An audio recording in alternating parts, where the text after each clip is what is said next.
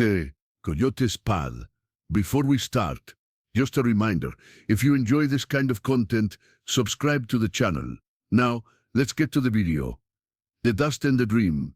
Jake Dusty Miller wasn't looking for trouble. He was just looking for gold. For 5 years, the Arizona sun had been his merciless companion, baking the hope out of his soul as relentlessly as it baked the earth beneath his boots. His face, etched with deep lines of sun and despair, was a testament to a life spent chasing elusive dreams. His clothes, once sturdy denim, were now tattered rags, stained with sweat and the ever-present red dust of the desert.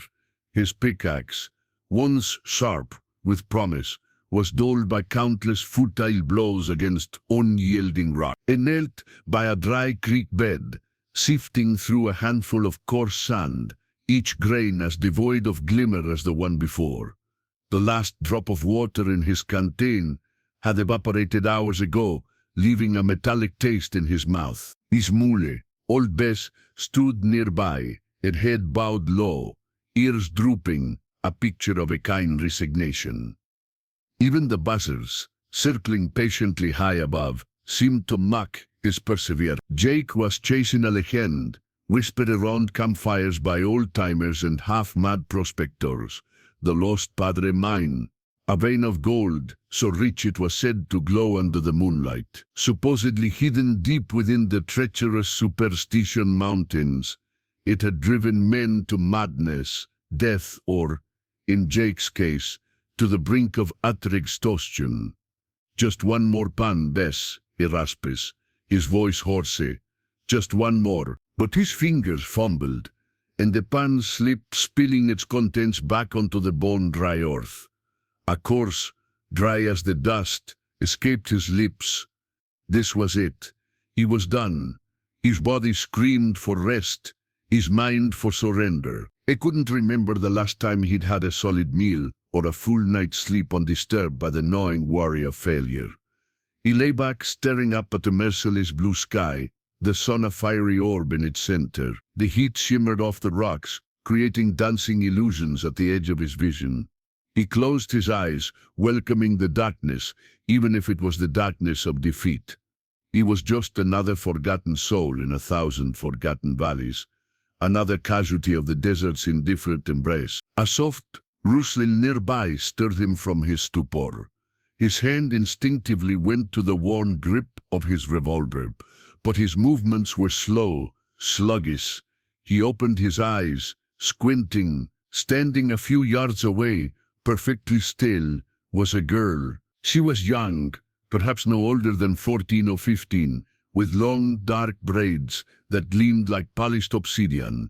Her clothes were simple, made of deerskin, intricately beaded, blending seamlessly with the muted tones of the desert. Her face was heart-shaped, dusted lightly with desert grit, and her eyes were remarkable. They were the color of the deepest night sky, intelligent, intentioned, observing him with an unnerving intensity that made Jake feel utterly transparent. She was Apache, no doubt, but he'd never seen one out this far alone. He slowly lowered his hand from his gun. "Howdy, little one," he rasped, his throat feeling like sandpaper. You lost?"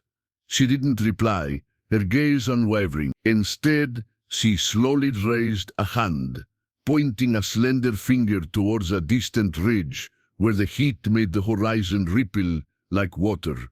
A faint, almost imperceptible howl drifted on the hot wind, a sound of the wild, untamed desert. Jake frowned. "Coyote, what about it?" Her lips parted, and her voice, when she spoke, was soft, melodic, like wind chimes. It held an unusual depth for her age, and her English, though accented, was clear. "Follow the coyote's shadow," she said, her voice barely above a whisper, yet it cut through the haze of heat and exhaustion in Jake's mind. "But what you find will be unexpected." Jake stared at her perplexed. "Follow a coyote's shadow?" It sounded like the ramblings of a fevered dream. He was a practical man, a man of maps and shovels, not mystical guidance. But there was something in her eyes, a wisdom that seemed to stretch back through generations, that compelled him. He had nothing left to lose. He had chased maps and legends to the bitter end. Perhaps it was time to try something different. He pushed himself up, wincing, as his muscles protested. "And who are you, little sprite?" "Shumani," she replied, her gaze still fixed on the distant ridge. "My people know this land. My people listen to its whispers." Before Jake could ask another question, she turned as silently and gracefully as she had appeared, and melted back into the shimmering heat haze, leaving Jake alone with old Bess, the silent desert, in the echo of her strange command. He looked towards the ridge, then back at the spot where she had stood. Was she real, or was he finally succumbing to the desert's insidious trickery? The distant howl came again, a long, mournful sound, and Jake knew, with a certainty that chilled him despite the heat, that he had to follow. Want to know how far this message is reaching? Comment below and tell me which city or country you're watching from. Jake wasn't sure if he was hallucinating, but the words of the Apache girl, Shumani, echoed in his mind with an insistent clarity. Follow the coyote's shadow. He had nothing else. His last pan of dirt was empty, his canteen dry. Desperation was a potent motivator, enough to make a man entertain even the wildest notions. He waited. The sun began its slow, inevitable descent, painting the western sky in hues of orange and violent purple. As the light softened, the desert floor began to stretch long, distorted shadows from every rock and creosote bush. And then he saw it, a lean, wary coyote, its fur the color of the fading light, trotted silently across a nearby mist. As it moved, its shadow stretched out before it, a dark, elongated twin leading the way. "All right, Bess," Jake mumbled, pulling himself to his feet. "Looks like we got ourselves a guide." Old Bess snorted, perhaps in agreement, perhaps in protest. Jake tightened her pack and began to follow the moving shadow. It was awkward at first, the coyote's path unpredictable. It darted between rocks, paused to sniff at the ground, sometimes disappearing behind a rise, only for its shadow to reappear unexpectedly in a new direction. Jake found himself scrambling over loose green, navigating thorny bushes, constantly adjusting his course. He quickly learned that following the shadow meant moving at the times the coyote was most active, which often meant dawn and dusk. During the brutal midday heat, the coyote would seek shade, and its shadow would shrink, making it impossible to follow. So Jake and Bess found what little shade they could, conserving their energy, waiting for the sun to drop low enough to cast new guiding shadows. The first day was a lesson in humility. Jake was used to navigating by compass and distant landmarks. Now he was utterly reliant on the capricious movements of a wild animal and the ever-shifting light. He found himself studying the coyote, observing its habits, its instincts. He noticed how it moved with an effortless grace, conserving energy, always aware of its surroundings. On the second morning, just as the sun was painting the eastern sky, a new challenge emerged. The coyote led them into a maze of narrow canyons, their walls a dizzying tapestry of red and ochre. The shadows here were complex, overlapping, making it difficult to discern the true path. Jake almost lost sight of their guide several times, his heart pounding with a familiar panic. Just as frustration threatened to overwhelm him, he saw her again. Shumani. She stood on a high ledge above him, a silent sentinel, her silhouette sharp against the dawn sky. She didn't speak, didn't gesture wildly. She simply pointed, a subtle shift of her chin towards a barely visible crevice in the canyon wall, where the coyote's shadow, though faint, seemed to pool. Jake hesitated, then squeezed through the tight opening. On the other side, the canyon widened slightly, and the coyote's shadow was once again distinct, leading them onward. He looked back up at the ledge, but Shumani was gone, vanished as swiftly as she had appeared. Had she been real, or just a vision brought on by heat and exhaustion? He didn't know, and at this point, he didn't care. He was following something, anything beyond his own failing logic. The trail became increasingly difficult. The terrain grew steeper, rockier. Old Bess whinnied in protest more often, her hooves struggling for purchase. Jake's feet were a mass of blisters, and his shoulders ached from the constant strain of climbing. He found himself rationing his last bits of jerky, chewing slowly to make it last. Water was still the biggest concern. They had stumbled upon a stagnant, algae-filled puddle the day before, just enough to wet their throats, but it was far from sufficient. Days bled into one another, marked only by the rising and setting of the sun, and the appearance of the coyote's shadow. Jake had long since given up trying to understand why the coyote moved the way it did. It seemed to be leading them further and further into the desolate heart of the superstitions, far from any known water source or established trail. Any hope of finding the lost Padre Mine was now secondary to simply surviving this bizarre journey. This bizarre journey. The unexpected part of Shumani's prophecy was certainly materializing, just not in a way he could have ever imagined. He was truly adrift, guided by a phantom. Chapter 3. The Treacherous Path. The third week of following the coyote's shadow settled into a growing rhythm. Jake and Old Bess had become lean, their movements economical, honed by necessity. The coyote, their elusive guide, continued its seemingly erratic path, often leading them up impossible inclinities, through narrow crevices, and across vast, sun-baked flats that shimmered with deceptive mirages. Jake no longer questioned the coyote's motives. He simply followed. His mind had cleared, stripped bare of the usual anxieties of prospecting. All that mattered was the shadow, the next step, and the desperate search for water. He had learned to read the subtle signs of the desert, the slight dip in the horizon that might indicate a wash, the type of rock that sometimes harbored small pockets of moisture, the frantic flight of birds suggesting a distant water source. But these lessons seemed futile compared to the coyote's unerring, if inexplicable, direction. One particularly brutal afternoon, the coyote's shadow led them to the edge of a deep canyon, its sheer walls plunging hundreds of feet into a sunless abyss. There was no visible way down, no goat trail, just crumbling rock and an unforgiving drop. Jake felt a surge of despair. This was it, the end of the line. The coyote had led him to a dead end. As he stared into the void, a flicker of movement caught his eye.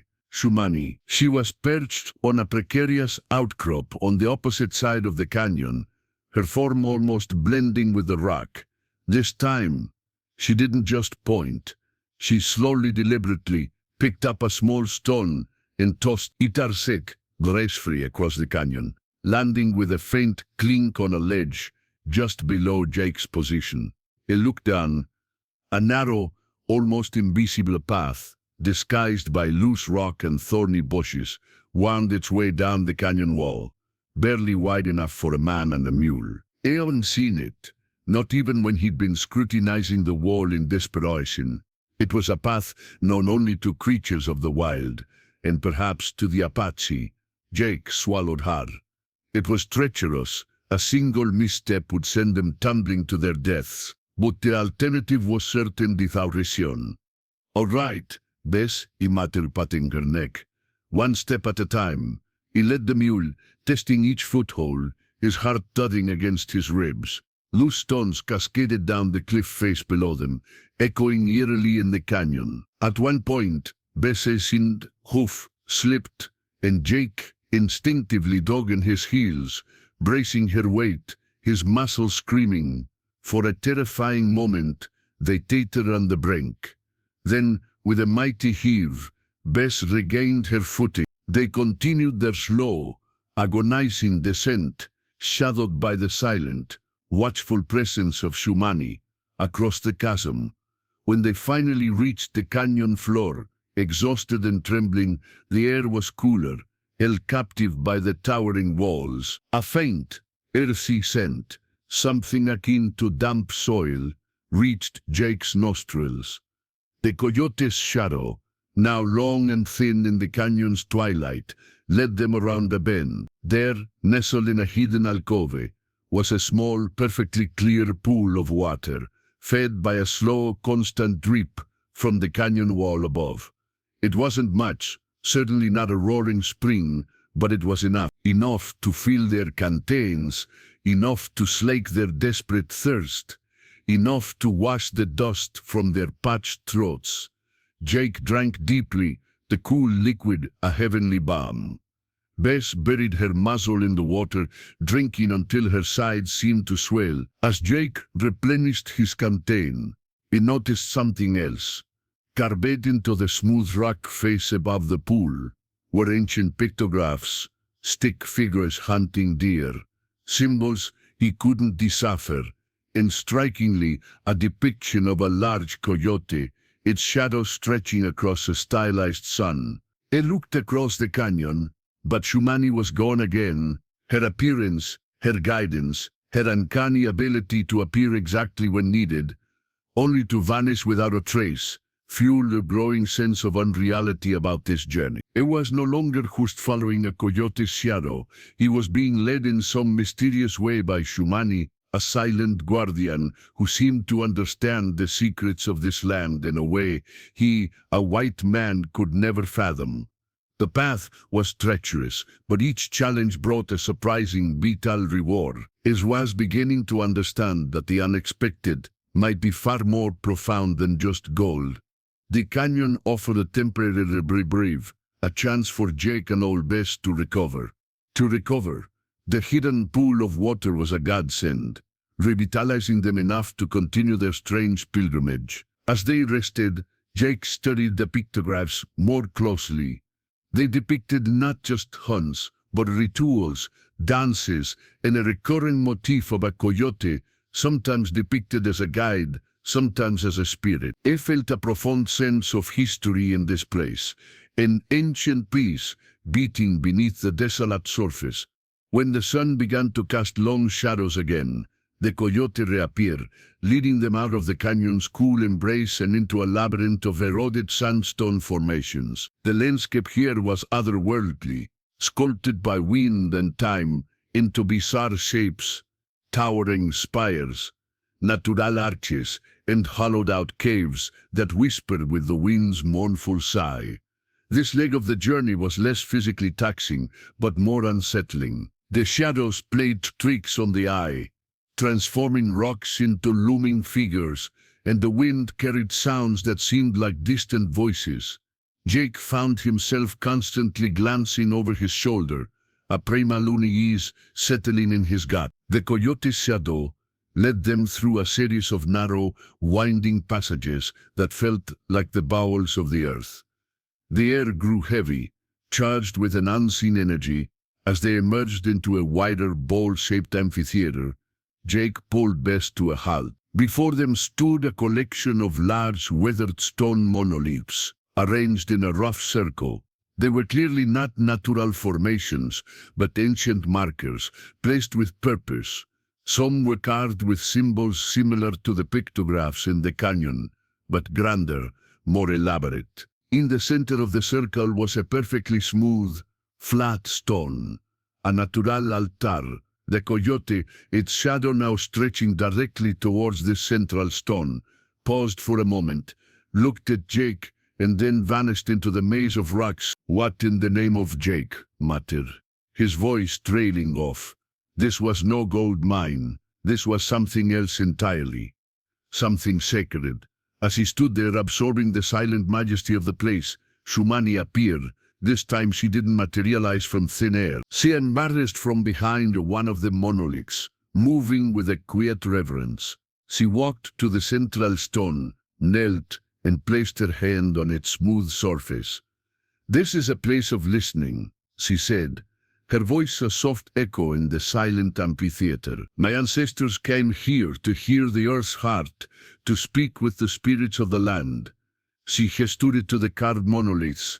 These tell our stories, our journeys. They speak of the path. Jake felt a chill, despite the desert heat. The path? The coyote's shadow? Shumani nodded. The coyote is not just an animal, prospector. It is a spirit, a trickster, a guide. Its shadow is the path of wisdom, often hidden, often unexpected. It leads not to what you seek, but to what you need. Jake thought of the gold he had so desperately sought, the fortune that had driven him to the brink of death. And now, standing in this ancient, sacred place, he realized how insignificant it all seemed. He had found something far more profound than riches. "What is it I need, Shumani?" he asked, genuinely curious. She turned her dark, ancient eyes on him. "You sought gold to fill an emptiness. This place, it can fill a different kind of emptiness.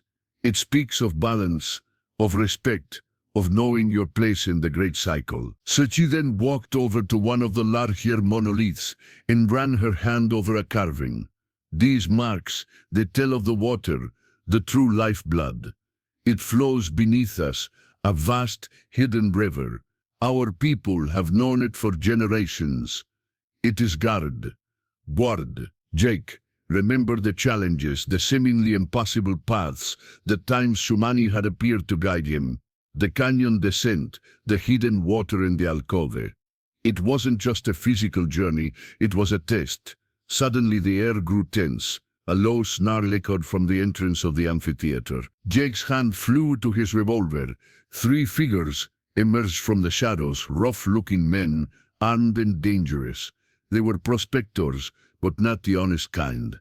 Their eyes glinted with greed and suspicion. Well, one of them sneered, a hulking man with a scarred face. "Looks like we found the old coot and his little Indian guide. Heard you been finding something out here, Miller? A hidden spring, maybe? Or better yet, the Padre mine?" Jake knew men like these. They wouldn't hesitate to kill for a rumor of gold. He instinctively stepped in front of Shumani, shielding her. This was the true, unexpected challenge. Jake stood his ground, his hand resting on the butt of his revolver. The 3 rough prospectors, led by the scarred man Jake, now recognized as Grease Harker, notorious for his ruthless tactics, advanced slowly. Their eyes, though mostly fixed on Jake, darted towards the ancient monoliths, clearly assessing their surroundings for any sign of a hidden cache or a gold vein. "We heard whispers, Miller," Grease sneered, his voice raspy. "Whispers about a little Indian girl who knows secret, about water appearing out of nowhere. And about you, fool, leading us right to it?" Shumani remained perfectly still behind Jake, her presence strangely calming amidst the rising tension. "They do not see with their hearts, prospector," she murmured, her voice barely audible. "They say only what they desire." "There's nothing here for you, Grease," Jake said, trying to keep his voice steady. "Just old rocks and an Apache girl who deserves to be left alone." Grease laughed, a harsh, humorless sound that scraped across the quiet of the sacred circle. "Oh, there's something here, all right. That spring you found? That ain't just happenstance. In this place, this feels like it's guarding something precious. We'll take the water and whatever else you've been hidden." He nodded to his men, and they began to spread out, circling Jake and Shumani, effectively trapping them. Jake knew he was outmatched, 3 against 1, and Shumani was a child, not a fighter. He looked desperately around the amphitheater, searching for an escape, a defensible position. But the monoliths, once confronting, now seemed to loom like impassable sentinels. As Grease took another step forward, Shumani suddenly spoke, her voice clear and strong, cutting through the silence. "The mountain knows you, greedy ones. It guards its secrets. The coyote's shadow leads to truth, not to spoils." Greed scoffed. "Listen to the wild child, boys. She thinks she can scare us with talk of spirits. But as he finished speaking, a low, guttural growl echoed from the shadows behind the monoliths. It wasn't a human sound, nor was it the familiar howl of a distant coyote. It was deeper, more primal. Grease and his men exchanged uneasy glances. Then, from the deepening shadows, emerged not one, but a pack of coyotes. They were larger than average, their eyes glowing with an eerie intelligence in the dim light. They moved with a silent, synchronized grace, fanning out to surround the prospector, their low growls a constant, menacing hum. Grease's bravado faltered. What is this? They are the guardians, Humani said, her voice laced with quiet power. They walk the shadow path, they protect this place and those who honor it. One of Grease's men, a nervous young fellow, raised his rifle, aiming at the nearest coyote. Shoot them, Grease, they're just animals. No, Jake yelled, but it was too late. The shot cracked through the air, echoing violently off the canyon walls. The coyote dodged unharmed, but the sound seemed to awaken something in the air itself. Suddenly, the ground beneath their feet began to tremble, not violently, but with a deep, resonantum, like a giant drum beating far beneath the earth. Small rocks dislodged from the canyon walls, rattling down. The air grew colder, and a strange, almost musical hum filled the amphitheater. Chris and his men looked around in terror. The coyotes didn't attack, they simply held their ground, their glowing eyes fixed on the intruders, their growls intensifying with the tremor. Then from the largest monolith, the one Sumani had touched, a faint, ethereal light began to pulse. It wasn't a blinding light, but a soft, blue luminescence that seemed to emanate from within the stone itself. Illuminated it in symbols Jake hadn't noticed before, intricate patterns that seemed to shift and flow. Grease, seeing the light, the trembling earth, and the unnervingly silent, intelligent coyotes, finally broke, his face usually hard, contorted into a mask of fear. This ain't right, boys. This ain't natural. Let's get out of here. He turned to flee, his men scrambling to follow, but as they tried to exit the amphitheater, the coyotes, moving with astonishing speed, herded them back, blocking their path without ever laying a tooth on them. They were like silent, living walls. The tremor intensified.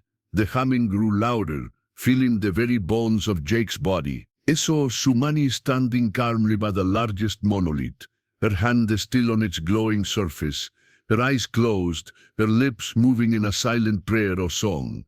Suddenly, a section of the ground near the center of the amphitheater, where the smooth altar stone lay, began to sink, not collapsing, but smoothly, gracefully, revealing a dark, cavernous opening beneath. From within, Jake felt a rush of cool, damp air carrying the unmistakable scent of deep, fresh water. It was the hidden river, revealed. Grease and his men stared into the newly opened abyss, their faces pale with terror. The coyotes tightened their silent circle, guiding the terrified prospectors directly towards the opening. They didn't push. They just narrowed the only path. No, stay away from that. Grease shrieked, but the other two men, eyes wide with panic, stumbled backward directly into the dark maw.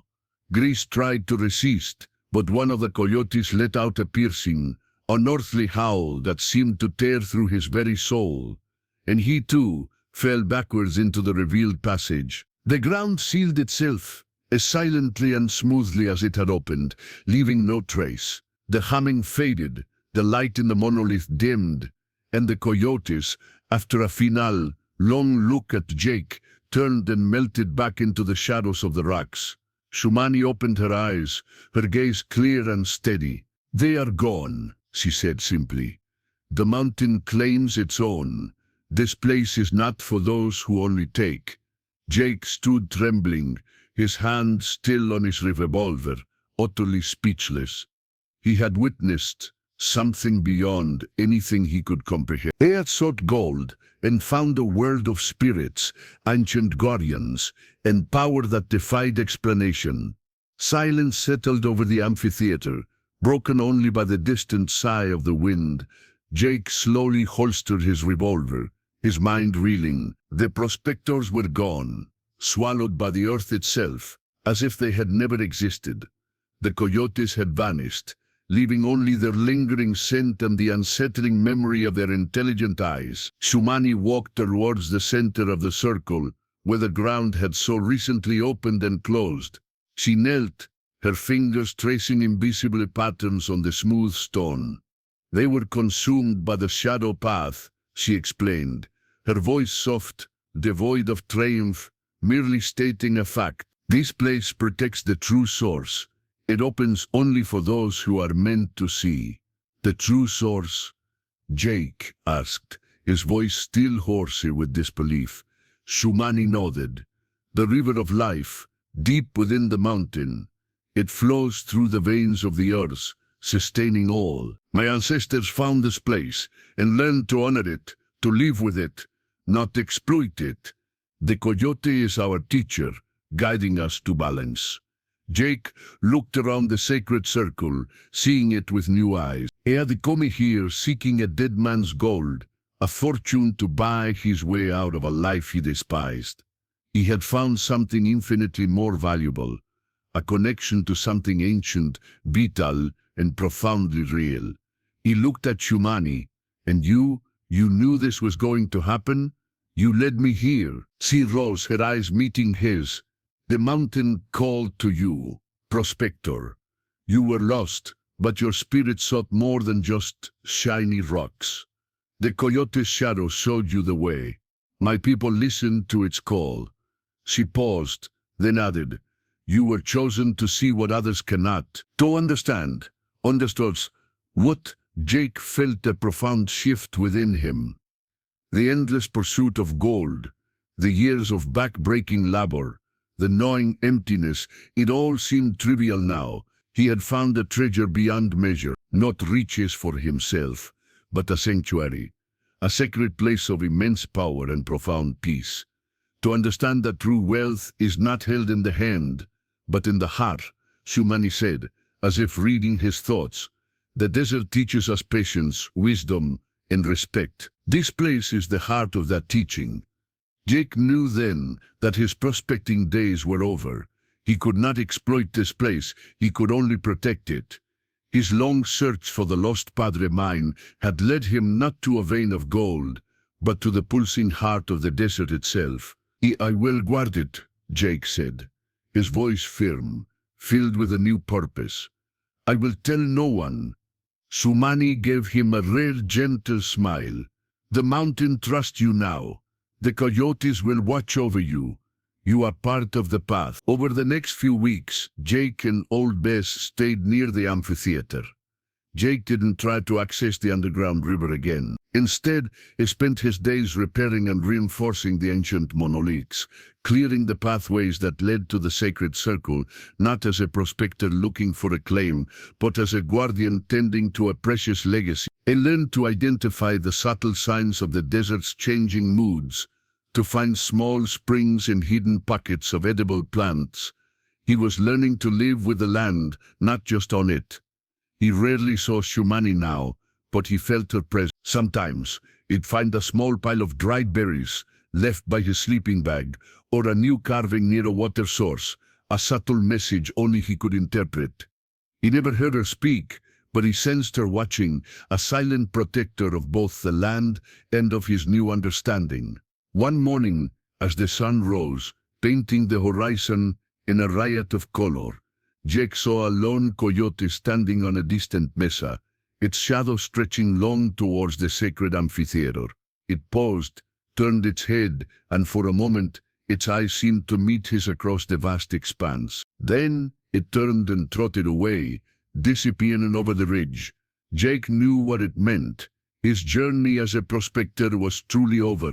His journey as a guardian, as a listener to the whispers of the land, had just begun. Eada followed the coyote's shadow And what he found was not the glittering gold he sought, but a deeper connection, a profound peace, and a purpose that finally filled the emptiness in his soul. The desert, once his enemy, was now his teacher, its ancient wisdom unveiled through the enigmatic guidance of an Apache girl and the unwavering path of a coyote's shadow.